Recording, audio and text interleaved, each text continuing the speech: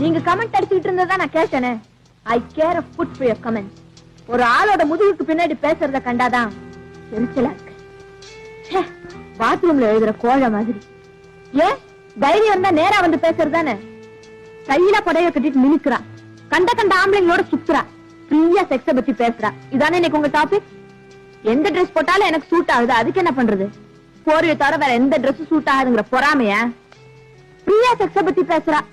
ஒருவேளை செக்ஸ பத்தி உங்க கூட பேசலங்கிற எரிச்சலோ என்னவோ. என்ன ரொம்ப இன்சல்ட் பண்றீங்க. இப்போ போய் மேனேஜிங் டைரக்டரோட ரிப்போர்ட் பண்றேன். தாராளமா. அவனே என் பின்னாடிதான் சுத்துறான். வாங்க, ஒரு நிமிஷம் இருங்க, இதை முடிச்சிடுறேன். எத கோபத்தையா? ஒரு வினாடி கோபம் ஒரு நாள் சந்தோஷத்தையே கெடுத்துரும். லுக், பழமொழிகளால வாழறத நான் விரும்பல. ஐ ஹேட் ஹிப்போக்ரிட்ஸ். வேஷம் போடுறவங்களை கண்டாலே எனக்கு பிடிக்காது.